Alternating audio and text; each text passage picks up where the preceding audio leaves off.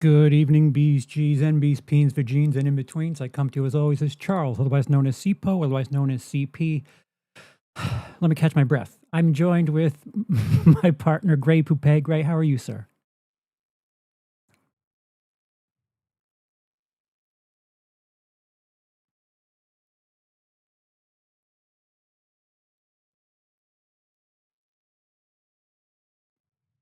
It, indeed. So, for those of you who don't know, we have remote. Gray's muted. Okay. Eh, let's try that again. All right. All right. Can you hear either of us? Apparently you can. They can hear you. I don't know if they can hear me, but either way. Nothing changed since the last time. Oh, good times. Well, it's not like I'm saying anything important, but I'm doing good. All right. Glad to be here. So is Gray unmuted? We're unmuted now, Gray. According to Adam, we're good, and Jade. So hell Is yeah. there an echo though? They're not Like, mentioning an echo, because but you didn't miss anything when I was talking. I was basically just stammering and saying, "Good to be here." that's So my job. I'm good to be here, man. Hell yeah. Okay, so I'll try to cut this if you're watching this and this isn't the beginning. Like, I apologize. There was technical issue. Welcome. I'm Charles, joined with Gray Poupée. We're discovering. Well, we're discussing, not just and discovering. We're discussing and discovering. Let's do this again. Take 3. Discovering. Welcome, everyone. I'm Charles. I'm joined with Gray Poupée. We're discussing Fantastic Fest 2025. We have remote coverage, and we've been able to discuss certain movies and have certain access to certain things.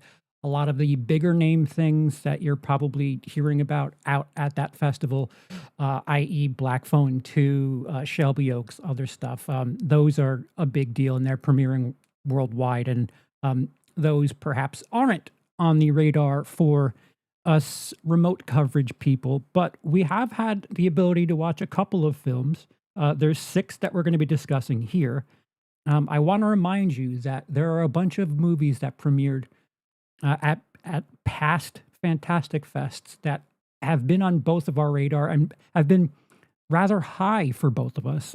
Films that I think of that have premiered at Fantastic Fest in the past is The Coffee Table, Strange Darling, which one of my favorite movies in the last 10 years, and What You Wish For is like an underrated movie that I would consider.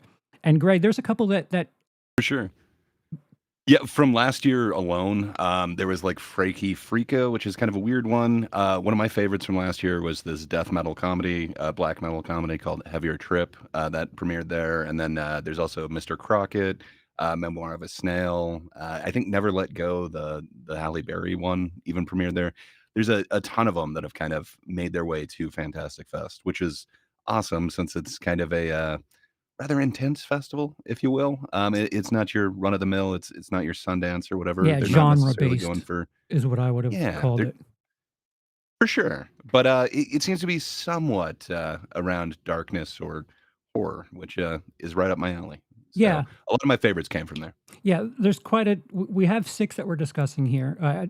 5 that both of us have seen. There's one that I'll start with, but different types of films. So like there's a little something for everyone in what we're discussing, and there's dozens of movies that have either premiered or will be premiering at Fantastic Fest over the next few days. Again, the big deal stuff, the major studio stuff, we haven't seen any of those films. With all due respect, they probably don't need much more publicity. But again, this is something that we want to talk about, things that at least put them on your radar to check out. Some of these movies, they're looking for distributors, and some you don't know where they'll end up. So, just kind of write it down, put it in the back of your book there, and when they pop up, they pop up. Like I know for a fact, The Curse, one of the first movies we're discussing, doesn't have a release date until like 2026. So that's the thing with some of these festivals. You don't know if those films are the exact finished product. There are moments in some of these movies where you're like, "Ooh, I wonder if that's just for the sake of doing this at a festival." It's happened before where there've been like Mhm. test prints where all the CG isn't properly finished.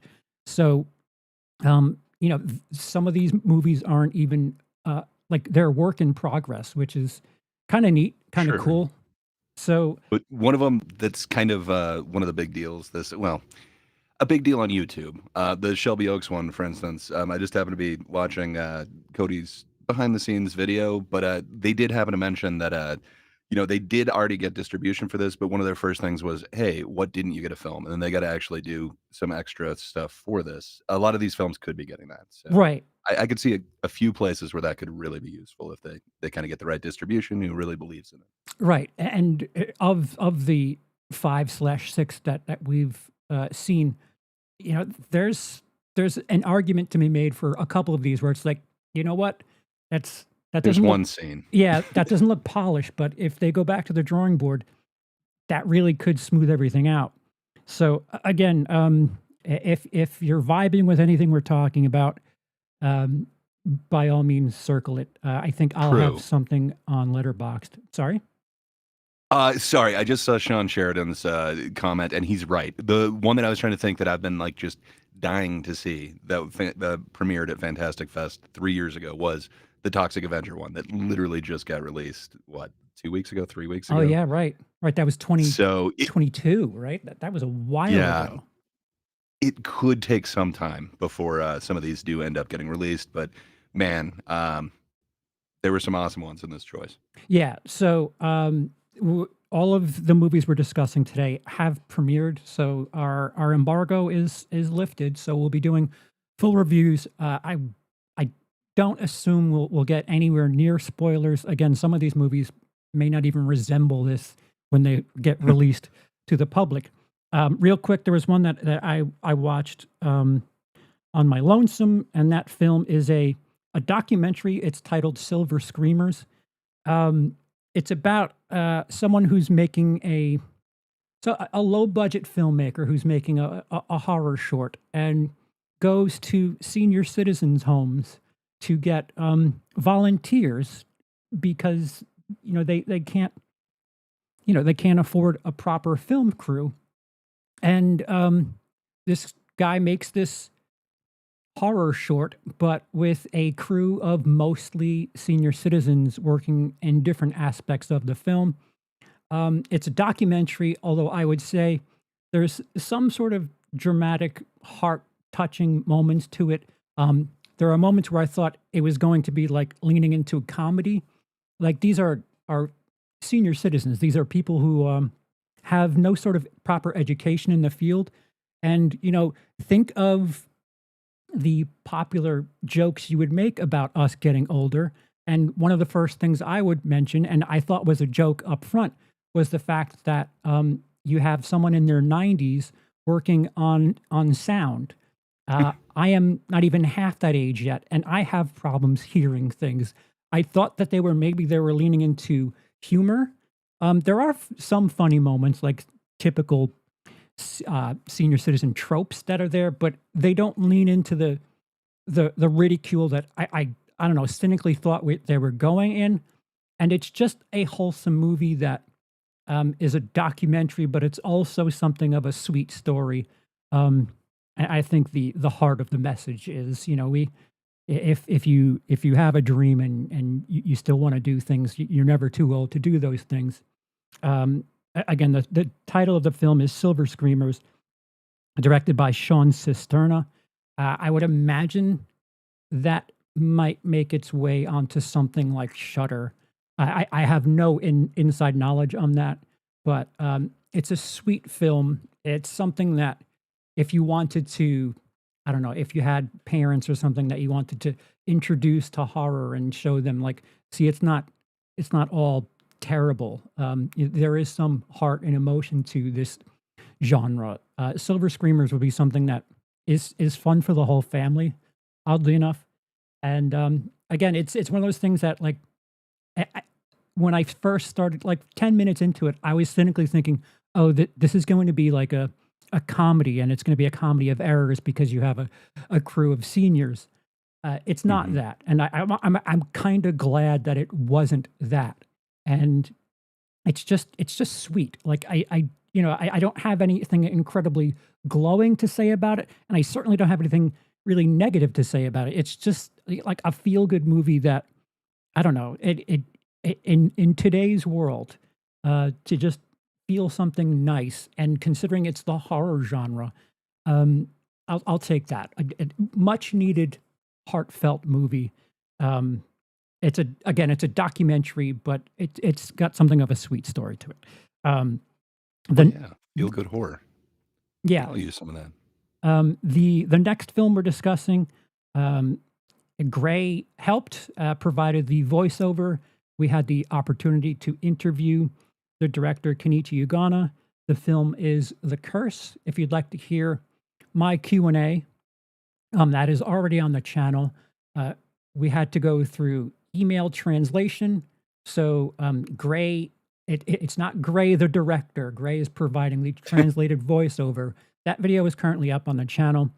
Um, the Curse, it's a Japanese and Taiwanese language film. It premiered on Mhm. Friday. Um, I have notes here that it reminds me of things like Ringu and The Grudge and other like-minded movies. Gray, what was your Sure. reception on The Curse? So, I mean, of course, it's going to invoke those kind of things. It is kind of one of those curse ones, but it also kind of invokes a little bit more modern. So, they are going with something very contemporary, and that is kind of social media. So, it feels a lot like some of these other curse ones that we've had recently. So, you do have like the Smile series. Um, there's, I It guess you could Follows, I say got too. something along it follows, but it's a little different than that. It is kind of more with the ring thing, but man, it really kinda goes deep into these cultures, and it is kinda awesome seeing both the, Japanese and Taiwanese co-production because it just draws you into this existing world, and it just man, it's different than a lot of these other kind of, curse, contagion Right, horrors, whatever right. you wanna call that, but man, it's got a lot of those elements that hit kinda just right for me, and, I thought I had seen enough of those that, nothing is really gonna seem different or new to me, and this is a completely different take on that type of deal. Yeah, I really dig where they went with it. the fact that there's this human element, for lack of a better definition, especially with a social media thing, it's not quite like Ringu or Grudge or Smile. There's some sort of agency in what happens to these characters. My reminder of It Follows was this movie just punches you in the face within the first 2 minutes, and I remember like being Mhm. taken back, and I had to check my watch. I was like, not even 2 minutes yet. Do you? There's something that happens rather early, kind of like It Follows, but it's Mhm. kind of gruesome. The thing that happens. Are you Yeah. aware of what I'm talking about, Gray, with the wheel well? Yeah. Not only that, there's a couple other ones, I could definitely see Smile, or at least the Mhm. Smile franchise also kind of going that route. It gives similar vibes, but it is gruesome, and it is, pretty hardcore in their own different way. Right. And a lot of it just it looks, it looks good. It doesn't necessarily look cheap, but, No. there is one shot. We kinda talked about, perhaps, if they do get distribution, maybe they would change one thing. If for me, there's one shot in this entire film that I wish they had kinda changed a little bit. It's a CG shot. It doesn't come off believable for me, where a lot of the other things, like the start part, that is a little bit more practical effects, and man, does that really pay off. And when I saw that, I was just kind of expecting that same level, and, they've got a couple of really awesome kinda horror moments, but, man, there's one of them that I wish it was done a little bit stronger. Yeah, just to reiterate, there's a very significant chance that any sort of issue that we have with CG or like any technical stuff, this could be altered and fixed by the time they release public. I have that same exact qualm, and the only reason I would kind of counter that and say maybe this is the way it's going to be is there are other effects in this movie that look spectacular. And I can Really only good. like, just to play devil's advocate, if I know exactly which one you're talking about, because it did stick out with me too. There's this CG shot where it's like, that surely that can't be it, right? But if you think about other shots in the movie, there's gore effects, there's other things that happen, and they look fine. Um, so The makeup work is just amazing in there I too. and Just go on. yeah, it's just that one scene is just kind of a little let down. So I do hope that they are able to polish it. But that being said, there's so many movies that I love with one scene that I just wish that they'd Oh, kind of changed. Tremors comes to mind. It's one of my favorite, and just man, there's one shot that I wish they completely cut out of that. But yeah, I really dug this film. It was kind of felt like a fresh, different take on this genre that I felt like I thought I'd had enough of. But man, this hit hard for me. I've been thinking about this a lot over the last week. right. So the twist is, um, or the thesis statement of the movie is, we're not always who we say we are on social media, and just what does that mean for the people that we're projecting this image out to? And there's an element of jealousy. There's an element of, um, social media and what people perceive of what we're putting out there. It didn't quite go for the low hanging fruit that I was sort of expecting. Um, I'm trying to think of the movie that. Well, anyway, there are movies in the past where they kind of play into the Instagram lifestyle, where we show our best versions of ourselves, even though that's like not even remotely close to what is going on in our lives. And this movie kind of takes that. It doesn't really do that per se, but it takes how people perceive what it is we're putting out into the world, and having the wrong interpretation and kind of being bothered by that. And this movie asks, what would happen if you have a parasocial relationship with someone that doesn't like what you're putting out there? What could possibly happen depending on what that person is into? And I think it's awfully it's fitting. I mean, there's certainly Mhm. parts, without getting into anything too serious in real life, but it's believable, all things considered. And the fact For that, sure. And go on. oh, sorry, I didn't mean to No, you're good. step over your fact. Okay, I was just saying, it really is believable. It feels like they really do build this world, and you really do get to see a part of it. Like, even though there are these influencers on social media, you can kind of see who they are and why they would be doing this. It's not kind of your typical, like brainless, whatever social media.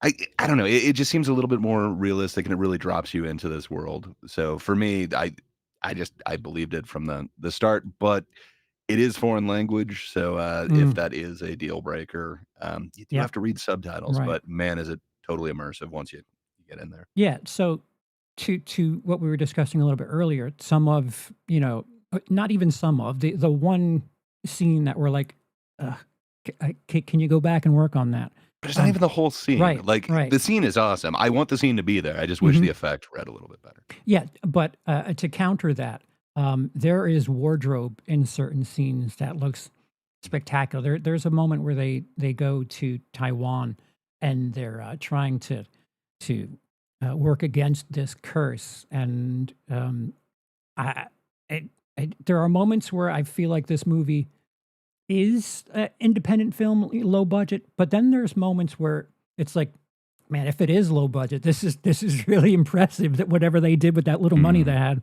And there are moments there where especially set design in certain moments, and wardrobe, I was fully impressed. And like you said, Gray, it's one of the movies that, like, I'm really curious to see when it gets released, what it looks like when it's released, and how the reception is, because it feels very samey, but in a different way, I would say. Yeah, in a really good way, in an unexpected, I didn't know I needed this type of way, but, yeah, it's definitely one of my highlights. Yeah. So what type of subgenre would you call that, Gray? It's horror, like it's Yeah, yeah, I think it'd be like Contagion. I don't know, what would you call that? Like the Curse, Contagion, whatever Yeah. version, and then it would kinda do all of those, not only magic, but also I mean, It Follows would be in the same thing, and that's a little different, I Yeah. guess. Yeah, But there's this, like, some way you get a curse. this little mystic element to it that kind of makes it, you know, foreign to a certain level, not just the language, but there's something that, like, this isn't something that should be able to happen in real life, but, um, I digress. The next film we're Yeah. discussing, also premiered on Friday, is a raunchy comedy. It's more a comedy thriller. They go through some interesting subject matter. It's not something you could probably show to your parents, but the film is called Bad Haircut, directed by Kyle Misick or Mizak. Apologies, Kyle. Um, I have my own personal notes here, and what I wrote is License to Drive meets Brain Scan. And, that's not exactly anything. It's not exactly a gripe because A License to Drive, I watched the movie maybe 15 times growing up. It's this movie that I guess the older you get, the less significant it is, like, 2 16-year-old kids, the Coreys, Feldman and Haim in this, movie where they're, getting a learner permit or a license, and they take their parents' car out for the night, and hijinks ensue. Not something, a 25-year-old could relate to, but it's got an audience all the same. There's a young man who's having issue um, with Riz, not exactly the ladies' man, and is trying to work on that. And two friends of his want to set him up with the right haircut, and they take him to their guy, their barber. And during this haircut, hijinks ensue, and a lot of this movie takes place at this barber shop. And the more the movie goes on, the more bizarre things are happening, and everything kind of spirals out of control in the third act. Um, the the brain scan element that I have listed here, it's not exactly a one to one parallel or comparison, but there's this trickster character in Brain Scan that I really had similar reactions to the barber in this film, and um, just a visually abnormal situation, and I would certainly go out on a limb and say that's on purpose. Gray, you probably received this a bit better than I did. What were your thoughts on Bad Haircut? As one who is currently sporting a bad haircut, um, yeah, no, maybe I connected with this film a little bit more than you. So I gotta be honest, I watched a trailer and it seemed like he was just going through and giving like beat by beat what the plot was going to be. And I ended up turning that like turning it off like halfway through. And I was thinking, I don't really want to see this. And then looking at like the cast of it, it's like, okay, I like a lot of those faces. The first build is Jake Busey, then you got Kevin Dunn, and then you've got Larry Hankin and Mindy Sterling. I like all of those guys. They are the most known names in this, but they are very small parts in this. It just wasn't exactly what I thought it was going to be, but maybe it's because of the title, Bad Haircut. Just I didn't think it was something that I was gonna love, and man, something about this just connected with me. I really love this. There's this actor in it, Frankie Ray, who plays Mick. The This barber. is an amazing, yeah, he plays the barber, the titular bad haircut fixer. Um, the bad haircut sets everything in motion, but he's there to right the wrongs. Man, the length that he goes on this character, it is completely over the top. Just there is wild situations that ensue, and it is a very frightening person and just over the top. But at the same time, I never once didn't believe that he was this character. I could see kind of a few comparisons. I know Nicolas Cage kind of loses himself in some characters. There is a certain one from last year that I think a lot of people liked. Unfortunately, You're talking about Long I Legs? didn't. I'm talking about Long Mhm. Legs. Unfortunately, I didn't necessarily believe him in that character the entire time. I gotta say, Frankie Ray as Mick, I didn't once think this is a guy just putting on a character. I agree with Just, that. man, I believed it. Just there is an amazing performance that this dude is doing in such a weird, dark comedy, and, man, I'm all for it. It's not the greatest film that I've ever seen, but I kind of fear that this thing is gonna be lost in the mix, and, I hope some people get an eye on this because, man, I just loved it so much more than I expected I would. Yeah, I agree with you. I think the Mick character is someone that I don't know. Maybe I would want more behind that character. Mhm. There's something that I have an issue with. There are moments that like I really really want to enjoy this movie, but it feels like there's Can't be the needle drops. They're perfect. oh see so that right off the bat there's this like college party scene, and within seconds between the needle drops, it's glossy looking like it looks like something that I don't know, is it's polished. It looks great. Like within seconds, I was like, "Oh, this is a movie we're watching here. Like this is no joke here. This is quite well made and gorgeous looking." Um, the issue that I have with it are like I want to root for it. There are things where like at point A to point B, I'm with you, but can you just can you just connect the two? And the fact that this movie has Mm. something of a theme that is exactly what my gripe is with the movie, and this ongoing theme of you have to earn it.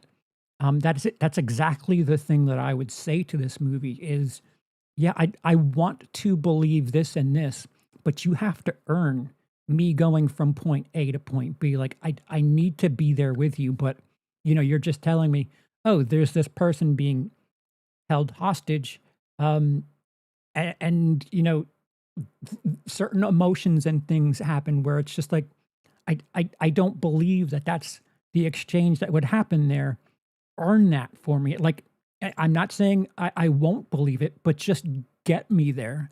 And it seems like the movie. I don't know. Uh huh. I think if you think of the one character as just stupid, I think it works. Okay.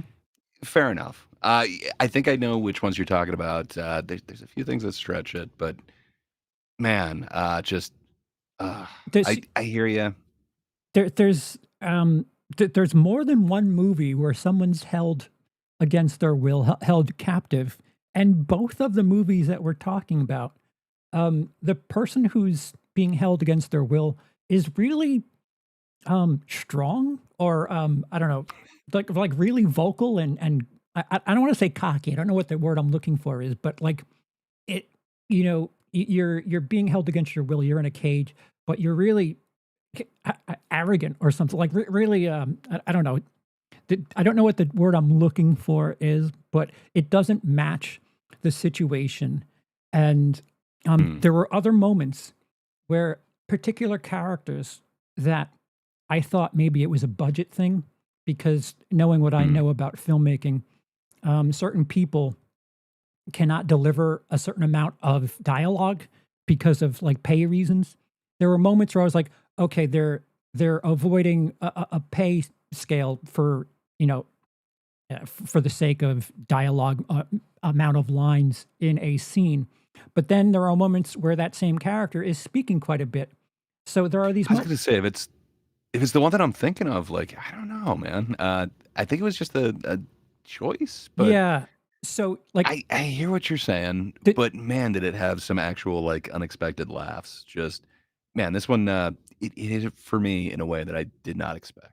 so there's this character that again, this just uh, you have to earn it.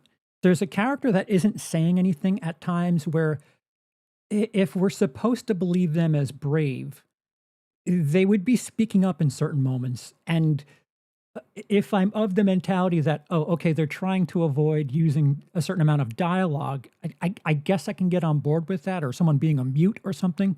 But over the course of the movie, that character isn't mute. So they're brave, but they're also quiet at times where they really should be Like speaking a up. strong silent type. Fair enough. It has a charm to it. Don't get me wrong. Again, I'll say this again. I really want to like this movie. There's just connective tissue that's missing for me. And if you didn't remind me so often about you have to earn it, I wouldn't be able to put that in the mirror and say, yeah, Yeah, listen to your own dialogue, please. Ah, fair enough. I'm not gonna deny that you had that, experience with it. Just, man, I was not expecting to like this at all, and I came away just man, it, really brightened up my day, so to speak. I would recommend going into this knowing nothing, but if you get a chance to watch Bad Haircut, take it. It's a real dark comedy that I think has an amazing performance in it. Yeah, the one note I would give to anyone who's going into this, don't put too much into this movie. It's, like, if you're expecting, it's like this serious thing that's gonna completely make sense, it's about a kid who's getting a haircut and things happen. Like, there are so many moments where it's just like, "Wait, that nobody would actually do that." So, while I'm kind of having gripes, at the same time, again, this is where the license to drive comparison comes in. As long as you're bought in, like, you're just go on the ride, and, there's funny moments. I Go I hear you. I think it's what they were trying to do with, like, oh, what the hell was the 1999 one, that just came out, the horror comedy one, Y2K, sorry. Oh, I don't know why I couldn't think of that, and I was 1 year early on that, my the bad. 1999 one? Y2K? Yeah, yeah, the prequel to it. I don't know, I think they're kinda going for that same type of tone in a way, but, well, even that's a little bit more goofy. It's kinda hard to match the exact tone that they're going for here, but just to me, it was almost the perfect match of, the comedy and that really dark kinda character study. To me, just man, it was an experience I didn't think I needed, and again, so happy that I got. Yeah, yeah, and again, it's a I would say it's a comedy first before anything else. So, like, if you're expecting a dark thriller, you're in the wrong movie. So, Yeah. maybe something you watch with a couple of friends, and, that probably makes things a bit easier. Like, I don't know, if I were in a full house watching this movie and kind of reacting to things that people were laughing at, like, there was moments that, I don't know, there were certain things where people would do a certain thing in a scene, and I was like, "That's pretty funny." I don't know if there were, 200 people around me that reacted to it a certain way. It could be contagious where I would find it a bit more, fun. Laughter is contagious, and comedy, I think the best bet is to watch with as many people as possible. Always the best bet. But, yeah, I know I burst out laughing. I think I would have tried to get that going for everybody 'cause, man, there's some acid humor that I think, hit real close to home for me that I really enjoyed. Also, we're kind of sticking with comedy a bit. It Mhm. is, a Colin Minihan film called Coyotes, um, which stars Justin Long and Kate Bosworth, who are real life husband and wife. I did not know that until, Nice. um, Good for them. looking into this. I thought I knew who They're a just. fun couple on screen. Sure, sure, and believable, which I think it Mhm. would be fun. I don't know if we have a chance to speak to them, but that would be a fun little discussion with them because, um, so Gray, give me the synopsis for Coyotes, the best that you think you could. Sure. So, there's a family in the Hollywood Hills, and, the recent fires have kind of, sent the wildlife a little bit closer to people, and, it turns out that, these normally solitary creatures are now kinda hunting in packs, and they seem to be terrorizing this one family in particular. Hilarity ensues. Um, do you want just the elevator pitch, or should we go further into it? Oh, well, yeah. So, Justin Long and Kate Bosworth are a pair of parents, and there's some sort of disconnect there, and um, you know, Justin Long is someone who works at home. He's a comic book artist, and Kate Bosworth and their daughter, are, kind of, the stronger ones in the household. He's not exactly your traditional, strong man He's type. He's the Justin Long type of character. He is playing a father in this one, but, he's kind of that doofy, failure. Well, in a way, inattentive, if you will. But, it's that Justin Long character. But in this, it's a slightly different twist on that kind of familiar character, and knowing that Kate Bosworth is his actual wife, that makes a ton of sense. But there's a lot of kind of played out ways that I thought they were going to kind of go with that, kind of the dopey husband and the super strong and effective wife. And well, they are kind of using that trope. It's a really fun take on it, and it comes off completely believable for me. Yeah, so it's not even this, not just this family. There are a couple of other characters in this movie that I've been to one house party in the hills, and I could say that at least half of the characters in this movie I've experienced in real life. Where it's fun, it's a good time. It's quite a good satire. But man, it really nails some of these caricatures of For tropes sure. of people in LA.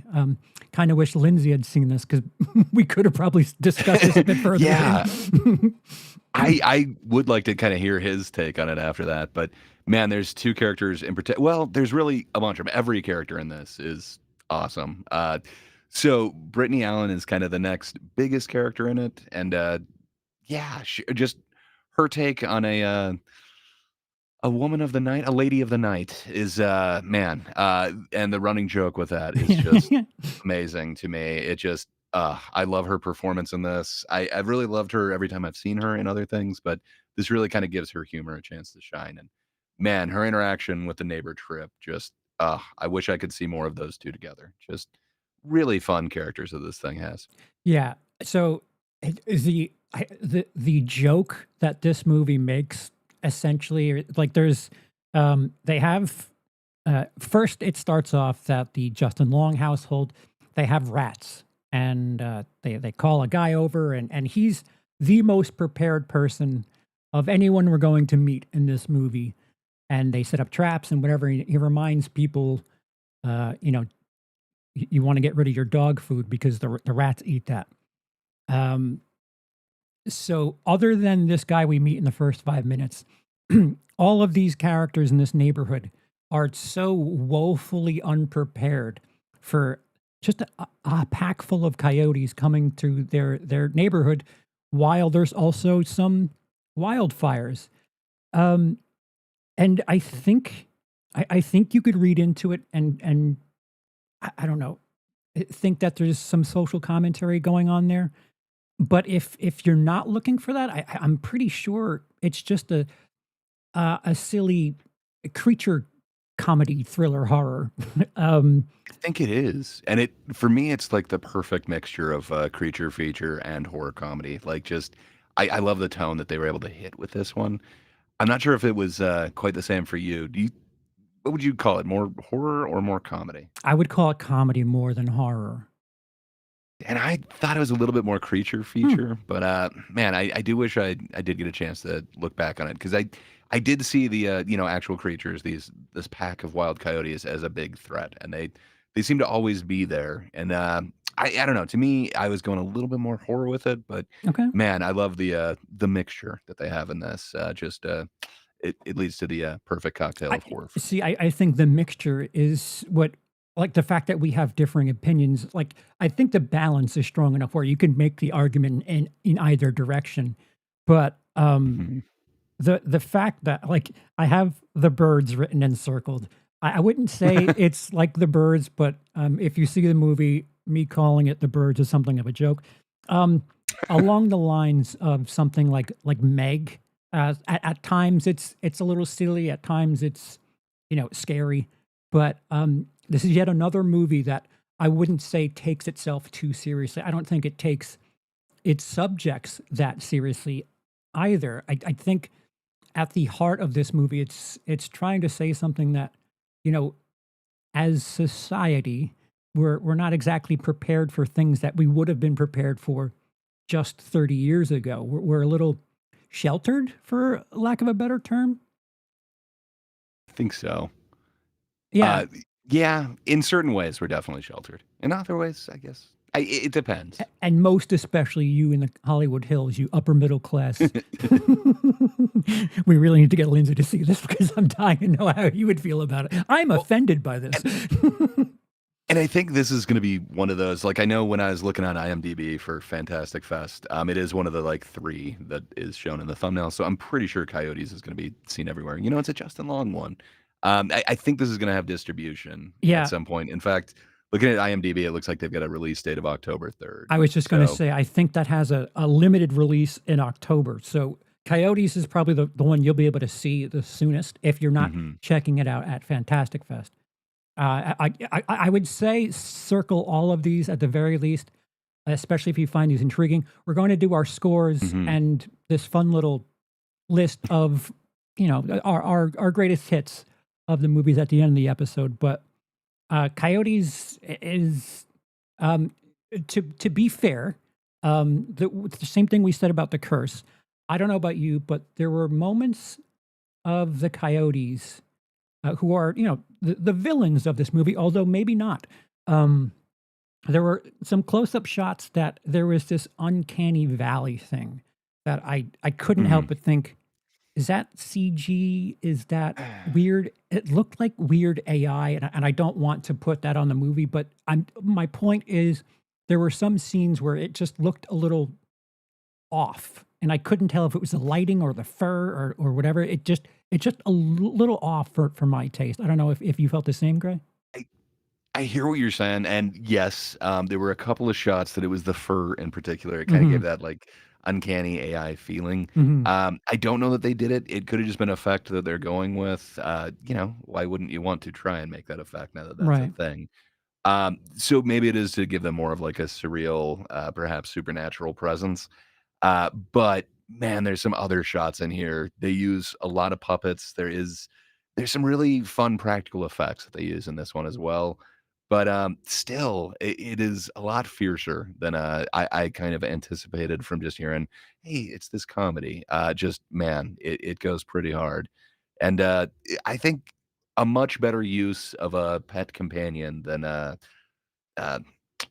the Quiet Place, Day 1, whatever that thing was called, just man, I hated the fact that there was such a poor cat owner. Like, "Come on, take care of the cat." They seem to care about the pet. Yeah, To me, that wins my approval. there is a doggy door in this movie that I thought was gonna be a bigger deal than it was, and I'm kinda glad that it wasn't. I don't want I I mean, not getting into spoilers, but, doors are an issue. People sure, need to learn to close them. sure. Um, Gray, I mean, I think the one thing, uh, coming out of this episode, if it's not The Curse, this next Mm. film is probably the one that we're gonna, like, look to and see what people have to say about it. Gray, If I have a Appofeniacs, crystal ball, I think this is the one that people are gonna be talking about. directed Um, by Chris Mars, Pilario, I'm so sorry. Piliero. So we just discussed 2 comedies, Coyotes, and Bad Haircut. Appofeniacs is, um, it wears its Quentin Tarantino influence quite a bit. Great. Do you for have a sure. summary of this movie in front of you? Yes, sure. Let me go with the actual one. The use of AI technology reaches its most violent and bloody conclusions after a series of deepfake videos are unleashed into the world. That doesn't truly give you a Yeah. grasp of this, but man, that is like the thumbnail, the elevator pitch. Just it is a very interesting way of AI tech being used to really bring out violence. Just man, we are living in a world where something like this is possible, Yep. but the world that they depict, while it's very Tarantino-esque, especially with the angles, the coloring, and the Yeah. dialogue, It's also, man, interconnected stories that, like, you go back and forth, to people that are all kind of interconnect at certain points. Sorry, Gray. for sure, and it gives you a Tarantino feel, but it doesn't feel like somebody just aping it and didn't understand what he was doing. It feels like it is kind of an homage to Tarantino, the way that Tarantino is an homage to so many that have come before him. Mhm. It feels like they understand that influence, and then at the same time, they're doing their own twist on it. That while I think Tarantino's get bloody and violent, I don't know if they've gotten this bloody and violent. No. Just man, they are going all out, and For me, every part of this is earned. I think I might have enjoyed this way more than you did, but, man, I was not expecting this when I read the little summary. I was like, "Okay, I think I know where this is going," and I had no clue. Just every character in here, they're different in their own way, but, man, it feels like they'd be right at home in a Tarantino flick. Yeah, so what I have is, Tarantino slash Go. The only reason I have Hmm, Go listed is because Go is a bit more a younger audience or a younger characters than Pulp Fiction, where I I always can see called that. Go like teenager Pulp Fiction. And I have meets, Black Mirror, and, the AI used as a weapon is really kind of current. And then the 3rd act, um, like you said, the gore and things that pop off in that 3rd act, I don't think we've even seen from Tarantino. Like, it goes hard No. there at the end, and I was just like, "Well, I didn't really prepare and or expect this," and it's a fascinating story, this movie. It is, and there's only a couple of kinda known actors, and even then, I'd say Jermaine Fowler is definitely the most known actor in here. He doesn't have the biggest role in this, but, he's kinda pivotal to everything going down, and then, the name that I've seen them use a whole bunch is Sean Gunn, where, so Sean Gunn gets to do a bunch of really interesting performances, especially in his brother's movies, but, man, this is a kind of a different one that I really enjoyed his whole take, and he's got, one line that I love it. It's definitely the one thing that kinda stuck with me. What Just, which line is it? uh, it's the one where he explains how to use something. Oh, yeah, Just spoiler, yeah, no, don't say it. it sticks with me. Yep, yep. What can I say? I've been, playing that back in my head for quite some time. So, yeah, to me, it just knocks it all out of the park. I'm assuming people are really gonna be talking about this thing. It made me wanna look into what, Chris Mars, Bolero has done, and, he happens to be the barista Wayne, if you remember the barista in the movie. That was a little cameo by him. Huh. But, I'm looking at anything that he had done because after seeing this, it was just like, "Holy hell." So there aren't a ton of reviews on it already, but, it looks like currently on IMDb, it is getting an 8.3 for Appofeniacs. So, Yeah. those that have seen it and reviewed it, it seems to be pretty high with them. But prior to this, he had done Ariana Grande's video, another Ariana Grande video, a Fergie video, Ariana Grande, Avril Lavigne, Kelly Clarkson. It looks like he hadn't done a ton that was he did do Electra Woman and Dyna Girl, as a director of the TV miniseries, Mhm. but most of his work appears to not necessarily be in the film, thing. So I'm super excited to see what this guy does next. Not only did he write and direct this, but man, you can just see that he truly honed his craft in those music videos because there are some shots in this that I'm not gonna forget. I would like to see it again just for the use of the camera and the use of color. Yeah, using a lot of wide angle lenses, it's Mhm. presented in scope if I'm not mistaken. It's gorgeous. Something that I have notes on the writing.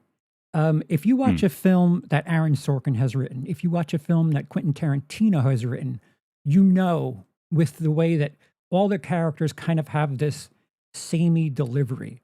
Appofeniacs, I don't know if it's just me thinking this or what, but there are certain characters that don't have that same, blanket style of delivery, that their cadence isn't all the same, which I think is, I mean, I think that's neat. I think if you have Mhm. different characters in a movie and they don't deliver everything the same, like even another one, Kevin Smith. All of Kevin Smith Mm. characters deliver their dialogue very samey. In this film, certain characters have there's like differences in their delivery style and their cadence, which eh, again, not if you're going to be like people, Sorkin and Tarantino are certainly it. But the one thing that stuck out with to me was, that's not exactly the same delivery as before. Don't get me wrong, there are moments where it feels very tribute to Tarantino-y, but not every character is like that. And I found that um, something of a relief where, not every character feels like they were written by the same person, which I'm Sure. I actually prefer that, I think. Yeah, but they still feel the characters feel authentic, in a way that I don't know. There's a few of the Tarantino ones where the characters kinda got away from him, Mhm. for me at least, Death Proof kinda comes to mind. This has so many elements of Death Proof, but to me, the execution is just, like, a little bit better. It's a little bit more believable, especially, like, the Poppy character. She feels like she would fit along with a lot of those other characters, but man, does it work for me in this one. It just I can't wait to see this one again. Yeah, for whatever it's worth, if this were somehow magically in the Tarantino catalog, I would prefer to see Appofeniacs over a Tarantino movie or 2, which, to me is a big compliment because I don't think Tarantino is exactly missed yet, so Mhm. for whatever that's worth. So Jacob says there's merit to having certain characters not deliver like the rest of the ensemble. It usually communicates to the Sure. audience that they're not like the other characters. The Coens love doing that. That's fair. Indeed. Definitely the Coens. The blonde from Fargo. Yeah. So Just saying. I appreciate that because again I'll keep going back to Sorkin. Sorkin characters, they all have the same thing. Like you know a Sorkin script when you hear it because they all have that same delivery. It's nice to have a change of pace. So Jacob says, I'm hearing a lot of Tarantino comparisons. Am I gonna hate this movie? I think it's just flashy and that it's got kind of that same style of editing. It's got a lot of interesting needle drops, and it's got the wide angles with a really good saturation of color. It brings to mind a lot of the things that Tarantino was kind of borrowing from a lot of the filmmakers that he liked. I wouldn't say this is straight up a Tarantino one. It definitely goes a darker route than any Tarantino I've Certainly the seen. third act. It goes Yeah, hard at the end. Yeah. if you hate all of his films, this'll give you vibes of them, so you might not like it, but, man, I think this one's worth watching. I think, you should watch it to find out if you're gonna hate it. Yeah. I highly doubt you'd hate it. You might not like it as much as I do. What I would do, Jacob, is I would compare it more to Go, but I would Mm. also say that Tarantino stuff, especially like late era Tarantino, I'm saying Django Unchained for a very specific reason. Um, Because they say it? those movies are better looking than this movie. In other news, Water Wet. I doubt this film has a 20th of that budget, but I'm assuming that this filmmaker still has their voice to gain just yet. But I would compare I'm it to dying to see what he does next sure, because this seems to be the biggest, feature that he's done so far, so right. oh, yeah. And so we have one more, and then we'll discuss our scores and everything else at the end here. This movie, which just premiered Sunday, the film is titled Dolly, directed by Rod Blackhurst, starring Sean William Scott, and something of a cameo by Ethan Suplee. Um, Dolly, And, you would know Rob, Blackhurst, from the writer of Night Swim. He's also the guy who wrote and directed the short that then became the movie Night Swim. So, you should be kind of familiar with him. One of the hits of last year, if you will. yeah. So I have so I think of all the movies, the 6 movies we've discussed, I think the one that is style over substance more than anything we're discussing, Dolly is one of those movies where it has a very distinct look. If there wasn't one shot in this movie, I would say I think this movie's supposed to be taking place in the 70s or maybe even early 80s. It has a very extremist look to it. My notes here are I Spit on Your Grave / Texas Chainsaw Mm. Massacre. If only for the look alone. There's that grungy late 70s, early 80s, picture quality. It feels like if you told me this movie was just hidden in a barn for 50 years and they just uncovered it, I would believe that.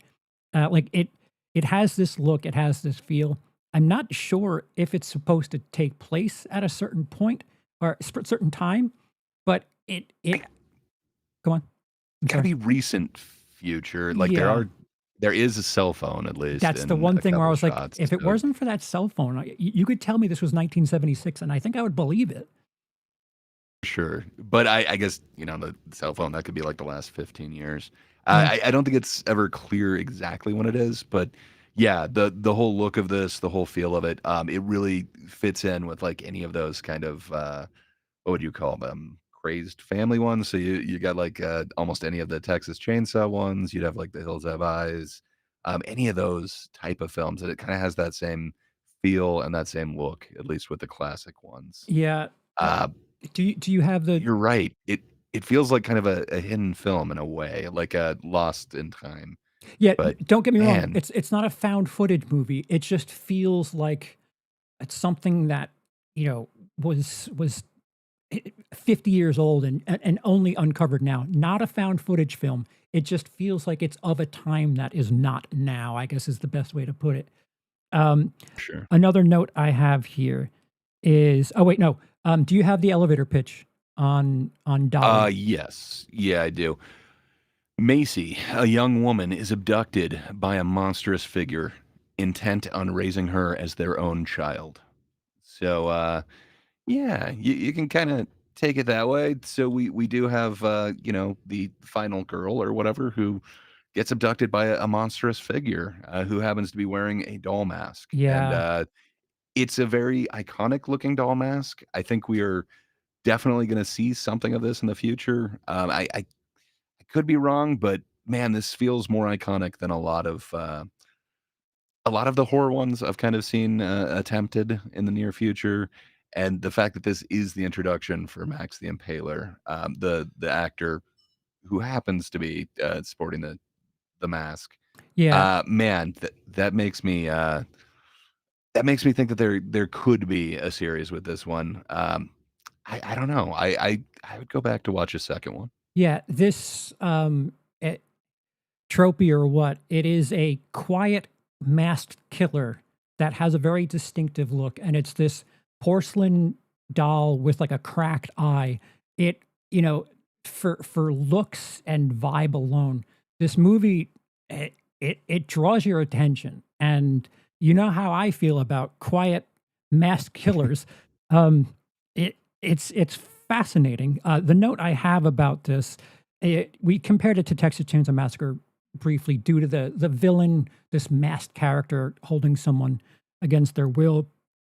Um, I have a note that says uncanny nurturer slash captive bride, i.e., 10 Cloverfield Lane or the loved ones. There is this element where someone's captured and the villain, the antagonist, this Dolly character doesn't really hurt them, but we have an idea that other people are being hurt. But we like I guess what we're trying to figure out is what is it about this final girl that this Dolly character is trying to nurture, and it's not something that we Mhm. haven't seen before. It is another take on that that captive nurturer. But Mhm. I, And I it's got that it really does have that vibe that kinda Rob Zombie was going for with, almost all of his films, that he was kinda aping that same thing. To me, this works a little bit better than a lot of his attempts to kinda get that same type of feeling, but man, are they able to take this into the extremely gory, resolutions. I wasn't expecting the level of gore that we got with this one, and, man, there's some really good makeup work in this. yeah, yeah. I think it of the movies we've discussed, I think the closest thing to like straight horror that we've watched, Dolly is the thing that I very if you told me that that would be the horror community's darling for a month, I would believe it because it looks like it's supposed to be a big deal. Like it just everything about it. I don't know. I don't know how I don't know how to tell you that vibes are just there. Like the same way I said bad haircut. Within seconds you're like, oh, this is a polished movie. This is a big deal. The same can be said for Dolly, where it looks like you're supposed to be watching it for whatever that's worth. And I think horror kids are gonna want to circle this one. I would assume it I don't know if there's enough time for it to premiere prior to Halloween, but, I wouldn't be surprised if this were, the horror community's darling for a little bit because it looks the part at the very least. It does. Yeah, I would definitely recommend at least seeing this one. It is what a lot of films have kinda tried to get that Mm. feel on, and I feel like they really did capture the feeling, even if the execution of everything isn't quite where I'd want it to be. Well, yeah, The feeling is there. the funny thing is, the gore is impressive, and, for these low budget films, you would think that some elements you wouldn't wanna show it too much because of budget reasons. There's gore in this movie that, they linger, and it's Unexpectedly. yeah, it just And, it's it comes back too. It's mhm. not just like they linger on it once, just man, I did not expect that, especially from kind of how low budget it seems at times, but, But that could be man, on purpose though, right? Because I mean, I think again, so. it looks like this '70s extremist thing where, if you pop in something like, I don't know, I Spit on Your Grave, that movie does not look polished at all. That is not The Godfather or anything. Like, it has a look, and I think it's doing that on purpose to say the very least. Um, so what we're going to do real quick is give our scores, and then we'll have this like categories on how we feel about the movies that um, we discussed. So first, our scores for these films. The first film is The Curse, which I gave a 4 out of 5. Gray gave it a 3.5 out of 5. Bad Haircut, I gave it a 2 out of 5. Gray gave it a 3 out of 5. Silver Screamers, I gave a 3.5. Gray had not seen it. Coyotes, I gave a 3. Gray gave a 3.5. Appofeniacs, I gave a 3.75. Gray gave a 4. And Dolly, I gave a 2. And Gray gave a 2.5. Anything you wanted to add on the scores, Gray? Just I wish I got a chance to check out Silver Screamers, but, man, there was not one thing that I saw here that I thought shouldn't be seen. Just yeah, I'm so excited that there is a festival out there that is kind of for this type of movie. It doesn't all have to be those, long, boring dramas. Yeah. This is artsy as well in a different way. Again, like eh, eh, this festival has quite a history. If you're intrigued by anything, I'm glad that we don't exactly agree on certain things. So, um, there's, we're not unified on really anything here, except for maybe the curse and Appofeniacs. That um, I'm curious to see how the reaction is to those movies. But seeing that we're a little bit different on certain things gives you a reason to circle them and check them out for yourself. If you've seen any of these, please let us know down below when, where, and what your thoughts were. Because the great thing about movies is we all have different experiences, and something that 99 people, that one person could find it the greatest movie of all time. And in the end, what do those 99 people matter if one person thinks it's the greatest thing ever? And I guess vice versa too. If if 99 people love something and you hate it, well, yeah. So this we're going to have something of a category ceremony here, just to give you an idea of where these movies lie for us. Um, so what I have here is best scare factor, best funniest moment, best emotional impact, most thought provoking, most unique concept, best world building, best social commentary, hidden gem, best use of violence, gore, SFX, and film I'd show my friends first. So we'll start at the top. We both have The Curse for best scare factor. Oh yeah. What can I say, man? There's some really creepy moments going on in this, and it is one of my favorite types of genre. Is that kind of curse or plague, whatever you want to call it, contagion type horror. And man, is this a different take on it that really kind of creeped me out, especially with the social media aspects. Yeah, after watching Smile 2, I had it in the back of my head that I was like, "All right, maybe I'm kind of over this subgenre of movies." And I don't know what the order you watched these films was, Gray, but when I watched The Curse, it was the first film I had watched, and Same. I I like, it unfairly set this precedent for the rest of the films where it's like, "Oh, if the festival's gonna be like this, we're in fantastic shape." It set the I bar. mean, it is Fantastic Fest. It You know, it makes sense. yeah, it Um, it set the bar pretty high for me, and, um Same with me, especially knowing that there was that kind of interview that you wanted me to do the voiceover for as well.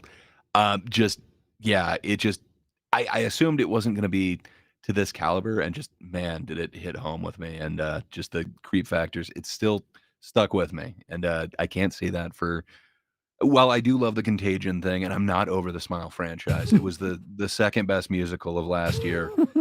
Some say it's the best, but, yeah, for me, I can't wait for Smile 3. But man, this is just the version of that type of horror that I didn't think I needed, and I'm so glad I got to see. Right, and, so as much as I thought I was over this, the social media aspect to The Curse, it gives you this slight, pause where you're like, "Oh, wow, there could be people out there that are receiving something I'm putting out into the internet and really bothered by it," and it gives you just, just how jealous and angry people could be with some of the things we're putting out there, and it yet another movie that could give you a bit of a Black Mirror kind of pause there. The next category is best funniest moment. Now this is interesting. I have Bad Yeah. Haircut, and you have Coyotes. Well, and I thought I liked Bad Haircut a lot more than you. Don't get me wrong, there was a lot of, super loud, I can think of at least 3 of them where I was laughing out loud at Bad Haircut, but I don't know, Coyotes, something about Justin Long's take on this character just really worked for me, and just, some of the bumbling comedy just it hit right. Maybe it was the right moment. I was in a dark place, but, yeah, it really lifted me out. So, yeah, something about Justin Long. He got me out of a, nosedive, if you will. So Yeah. for me, this had more moments that hit, and one of the arguments that we were having, is it more horror or more comedy?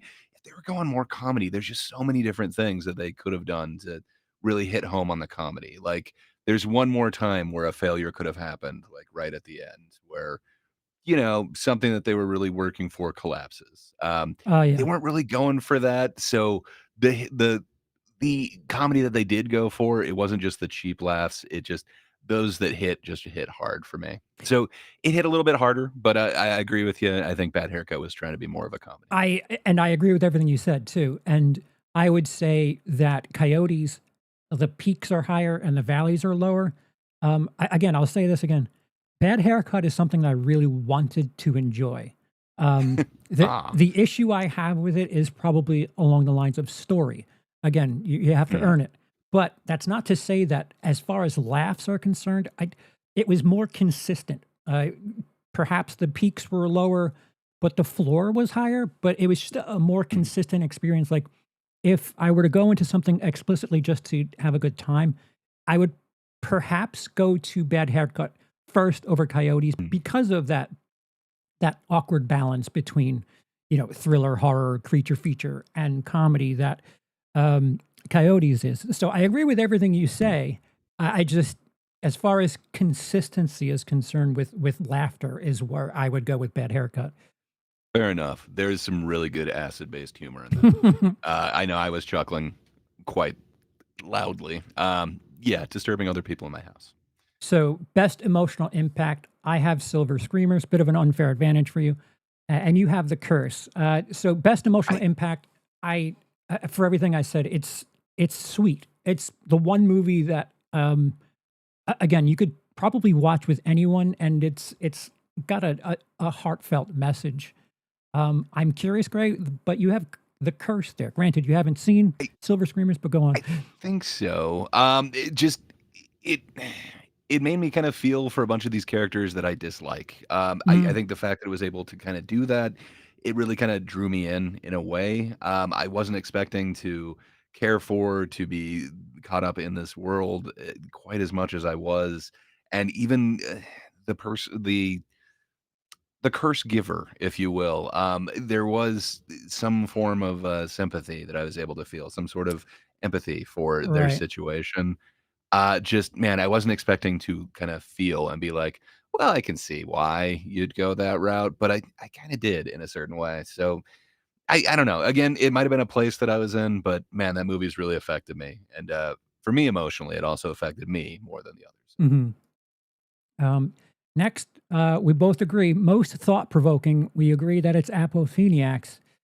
Um, Man, I don't want to, like spoil too much of this or right. whatever, but just, yeah, it just kind of makes me think: is this the kind of the dark present we're going to experience in the near future? It does make me kind of second guess everything and just think of how many, I don't know, just nukes, how many grenades you could just throw in people's daily lives I with mean, what the again, advent of this technology to that to that exists. to not go into real life stuff, we've seen some sort of element of Apopheniacs in real life anyway. There's a big thing that's happened in the world, and there are people of multiple sides trying to claim different things, and apparently AI is to blame for some of this. This movie just kind of, on a smaller scale, goes a little bit further with that. And you know what? If we can use AI to tell the world that, you know, Charles did this, and here's a video that proves it. Like, what what do you do? What do you do in all outcomes if you're that person? And just how dangerous is that? And it, Mhm. again, presented in this interconnected story angle, it's really fascinating. Again, it's the one that I think we're in agreement with, that you know, whenever it goes wide, I'm curious to Mhm. see what people have to say about it, because it's worth talking about at the absolute very least. I can't wait until we can get into spoilers with some other people that have seen this. But, Right. man, there were a couple moments that, kinda, like, hit home with me with this one, and that kinda reminded me of you. You've had some content about, let's say, Henry, and, I'm trying Oh, to remember the other oh, yeah, the just, there's other unforeseen, Claude, consequences. Henry and Claude, Claude, thank the you. AI things. Yeah, they might kind of factor in with, some of the happenings in this movie. Yeah, Just, man, it's a scary present we currently live in. Yeah, I just it really has, opened my eyes. I wasn't, yeah, fearing that, the average person could lob so many grenades around them, but yeah. man. Yeah, it's wild. If you released this movie 7 years ago, it seems absurd and unbelievable. But due to things that have happened already, you watch this movie and it's like, this could happen. And that's horrifying, that all someone Mm, needs is your face, and they could convince the world that you're off, you know, dropping N bombs on someone, and you know, what are the repercussions? much worse. Yeah, what do you deal with in that? Uh, no, Jacob, neither of us have seen him. And, Not yet. I really wanted to, and then, unfortunately, I got some kinda spoiler thumbnails, and, it doesn't seem like everyone's digging it as much as I was hoping they would. right, 'Cause, man, that trailer had me, at least the teaser trailer. yeah. Um, best world building, we agree that it is The Curse. And, um, I think, I mean, world building probably doesn't work for certain films on this list, but the idea that, you know, people who receive your social media could have some sort of curse, writing, some prayer. I don't want to say voodoo. I don't know the exact type of execution of the Dark curse. magic. Dark magic. Yeah, I'll agree with that. The fact that, um, you know, to take this bring you grudge type, this thing that we know, this it follows all this thing, but just throw a little monkey wrench in there that, what if it's actually a human being that is behind all of that and not just, ghosts or is this unseen thing? What if it's actually someone who's bothered by, what you're putting out onto the internet and they're like, "Yeah, I don't like you. You make me angry, so I'm going to curse you." Uh, it's a And fascinating premise.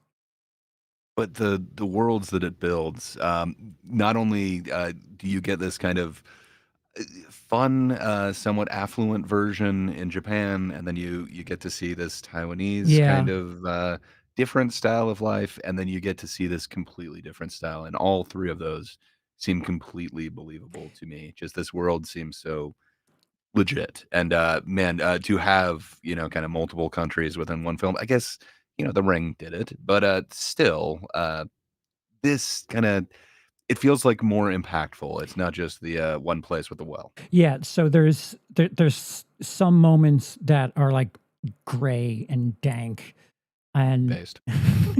and when you go to Taiwan, they're trying to summon this curse or, get rid of it. The set design, the costumes, they pop, they're so full of color, and, like, there are stark comparisons between different locations, and, you genuinely believe that they're in different places, and, Not one place feels like a set. Just right. everything feels like actual authentic locations. Yeah, I agree. A close tie for, second as far as what I'm curious to see what people have to say about it. Appofeniacs is probably it, but The Curse is definitely up there for me because, again, as much as I thought something like, the Smile franchise is kind of we're running that idea down, The Curse has kind of made me think, "Okay, there's a different way to do a movie like this." Mm. Best social commentary, and we disagree here. This is interesting. Um, Ah, I have Coyotes, and you have Appofeniacs. So yeah.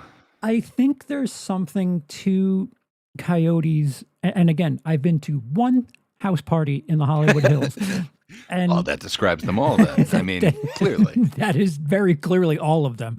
Um, it the movie I if not all of the Hollywood Hills and people in that area, I think upper middle class, uh, families being a little, I don't know, soft, unprepared for certain things. I think this movie, if you're looking for it, if you dig a little bit deeper, it's a little grim and it's, things that we used to be able to handle 30 years ago. A lot of us just, the internet has made a lot of us soft. And I think this movie kind of speaks to that a bit. And without like beating you in the head with it. It's there and there were moments where I was like, this is not only very funny, but it's true. And it's kind of scary that it's true. But you have Appofeniacs, Gray. By all means, run amok. So I definitely don't disagree with that. Everything that you're saying about Coyotes, and it definitely has a message too. Mm. I don't know that Appofeniacs necessarily has a clear message that they're trying to get out. But man, like you mentioned with the whole Hollywood Hills and kind of that culture, I feel like we get a whole bunch of that with the influencer with like the Poppy character, Mm. but we get to see a whole bunch of different aspects of society too. And once we get to, sadly, I'm forgetting the character's name, but kind of the guy who kicks everything into motion, you Oh, get to see a the different shit poster? look. Yeah, Mm. you get to see kinda into a shit poster's life and just what would happen there and the ramifications of just being, like, upset by a simple transaction, for instance. Just man, that to me seemed to be this kinda social message of and I was very closely gonna put the curse in this one. Also, it's kind of a message of, you never know who's on the other side of that screen, but this one, just man, there's so many fears that were unlocked after kind of seeing this film. Like I realize some of the ramifications, but man, you could really mess with somebody with just anything that's available now. And just it feels like it took me into, a lot of the lives of these different people, and man, they all kinda ring true, even being some crazy characters, over the top, if you will. Yeah, the funny thing is both Appofeniacs and The Curse, very, very heavily influenced by social media, and it kinda gives you this, what if bad actors want to make your life a Mhm. living hell? And these movies take 2 very different approaches to the same subject, but Appofeniacs, like, all someone needs is AI and, just discontent for someone, and they can really mess things up, and, it again, there's a lot of fascinating things happening in these movies, and I don't dispute anything you're saying either. Just to me, it's a warning of, man, if you thought some of these scams that are happening today are horrible, just give it 5 minutes. There's some real nasty stuff that would be easy to, cook up instead of just somebody saying they're your grandchildren. What if it actually is somebody who, either they have your face or they have your voice? It is, for all intents and purposes, like the person's grandchild Mm, calling them, telling them they need money. Man, I think a lot of people are gonna get scammed via AI real soon. oh, yeah. Um, Next, we have Hidden Gem. I have Appofeniacs, which we've said more than enough about already at this point. You have Bad Haircut as Hidden So Gem.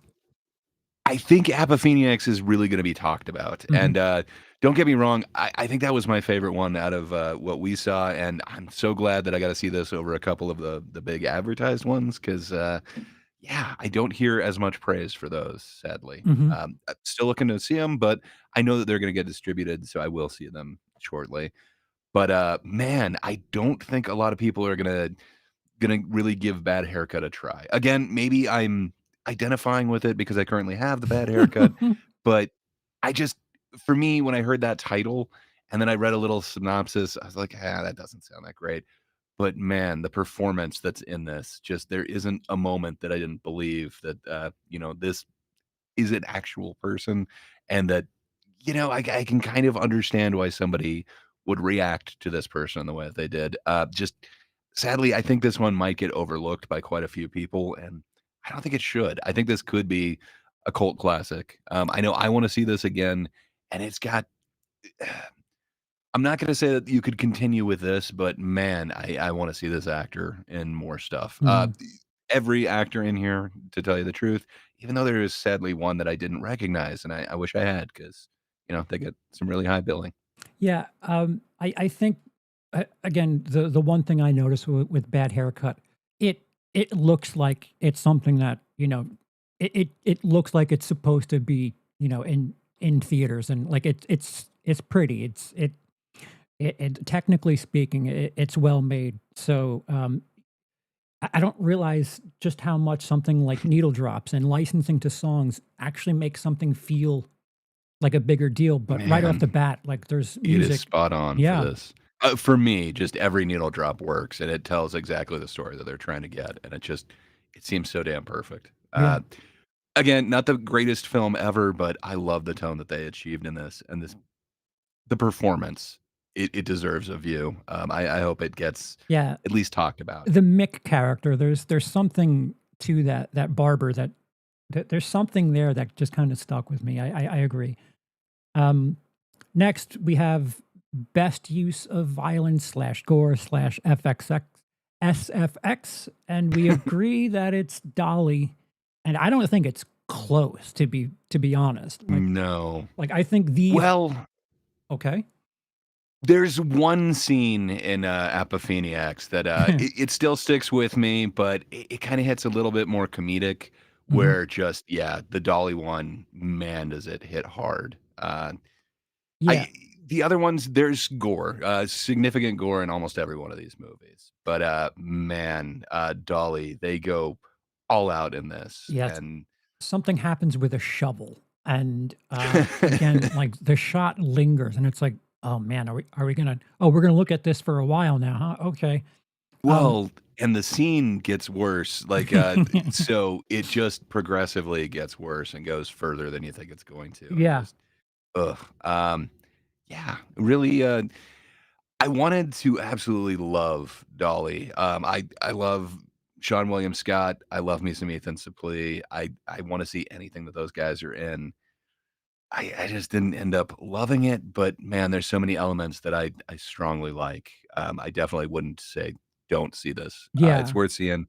I think there's a chance this one is gonna have a cult following as well I because agree. it is a very iconic character. I think because like the look, it just everything about it just it screams like a 70s horror. And if you think about how much Terrifier has won people over with that Mhm. grungy 80s look to it, Dolly is very similar, and the gore, while not being quite as extreme as Terrifier, it's something that, there are a lot of horror fans that the story doesn't matter, just as long as the gore is awesome. And Dolly, the gore is awesome. So I mean, those fans will be pleased. I'm certain of it.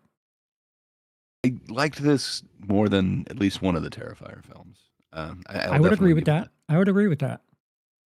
And rounding it out, film I'd show my friends first. I have The Curse, and you have Appofeniacs. Although I agree with you. Like, we've spoken about it so much at this point. Mhm. Like, if there's one thing you get from us, it is to see Silver Screamers. No, it is Appofeniacs is something that, whenever that hits, that for the six that we've seen, Appofeniacs is like the gentle, strange darling of this little batch, where it's just like whenever people see that, who knows what's going to happen with it.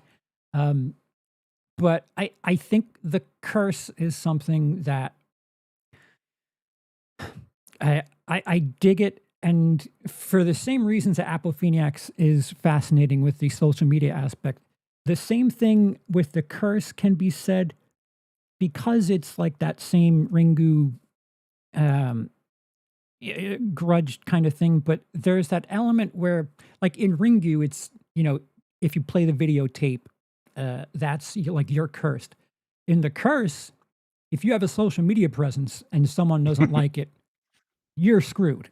Like, that is kind Mhm. of horrifying. And to see how people receive that, especially how phony and how unrealistic we are on the internet these days, I'm sure that would scare And some they're people.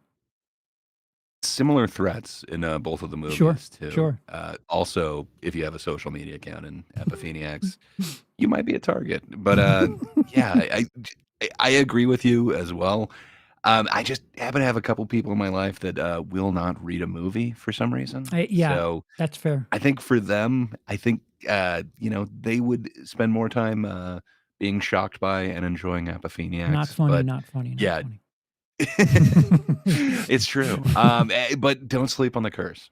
Yeah. Yeah. So, Jacob says in the chat, I've heard Primate delivers wholesale on the gore. Yes, Cody, who is currently at Fantastic Fest, sent me a message a little while ago saying, circle Primate. Um, and Cody is someone that I am very thankful for his presence there, because he's the one who's told me about Strange Darling, What You Wish For. And I think the coffee table as well, Cody might have put me on to. So, we've been kind of sharing notes back and forth because, there's two or three that I've told him how I felt. And Appofeniacs, I think, is one that he has circled, the other way around. So, this is where it's fun to share each other's notes. The fest still goes for another few days. There are emails currently out from us for either interview purposes or further screeners. When the festival wraps up, we'll do this again with whether it be further coverage or discussions with content creators, filmmakers, artists, what have you. Be on the lookout. We'll have that here. If you're there, certainly have your eyes peeled for some of these movies, and let us know down below what you thought of them. If you're intrigued by The Curse, there's an interview with Kenichi Ugana on the channel already. It's already up. Gray, what closing thoughts on these six movies? We may not be done with the festival as a whole, But to wrap up this weekend, how are you feeling? I would definitely recommend seeing every one of these. There isn't one of them that I'd say like, just skip it. They Mm, all offer something a little bit different, and I don't think there's one that was a flop, even though there are ones that, I liked a little bit more than others. Uh, but yeah, just I don't think, any of these should really be slept on. Sadly, I think Bad Haircut is probably the one that most people are going to, kind of, sleep on. Don't. Just give it a try. There is a performance in that that is amazing. I don't know why this actor hasn't gotten bigger roles in the past, but they can definitely pull it off, and just, man, that's gonna stick with me. I kinda hope I get sequels from a couple of these. yeah, I agree with that too. And Jacob says, "Great interview, by the way." Thank you, and thank you to Gray for the voiceover work. Um, I don't want to say anything out of turn in case things fall through. Everyone's very busy now, so part of doing remote coverage is, we were trading emails back and forth and trying to, shoot something down, doing these Zoom interviews. But they're promoting their movie at the festival, so it might be a little bit harder for us now. We might have an opportunity to speak to Kyle, the director of Bad Haircut. I don't want to say Yeah. anything. If that falls through, there's no expectations any one way or another. There might be other circumstances or other instances where we have more coverage. Just be on the lookout because, like Gray said, I would agree. At the very least, put these on your radar, and if we've said anything at all that has tickled your intrigue, be on the lookout for them. And if you're at Fantastic Fest, less reason to not check them out. So I will. So Gray says, no, excuse me. Jacob says, I've heard it's practical too. None of that Final Destination Bloodlines cartoon shit. That's in reference to Primate. Yeah. Yeah, so that I think that has distribution too. So that will probably be out in the world sometime soon. Um, so Jacob says, at first glance, it didn't stand out to me as being all that different from early 2000s Asian horror, but Ugana sold me on it. I agree with that, and it has its moments where it feels very early 2000 Japanese movies, but there are moments where Sure. it's definitely different. And yeah, we have something of an unfair advantage of speaking to the director, and what Ugana said about social media and um, the way he said he doesn't like his characters. Like it was kind of fascinating that like he made this movie where he doesn't really like any of the characters, which um, it's intriguing when you see the movie. It's really kind of intriguing. Um, but yeah, we again we have emails and stuff out. There's probably still some coverage yet. Um, Waiting for everything to cool down for them. And again, we're doing things remotely. We're not in Austin, Texas, so this is through emails and Zoom calls and screener links and all this other stuff. So we don't exactly have 100% of the benefits, but thanks to those of you who have checked in. Again, click like if you want to hear more about stuff that isn't quite on the radar yet, and let us know down below if you've seen it. Gray, any last words before we go? No, just, watch these movies. Give them a chance. And again, thank you, Gray, for providing voiceover for that interview. Indeed.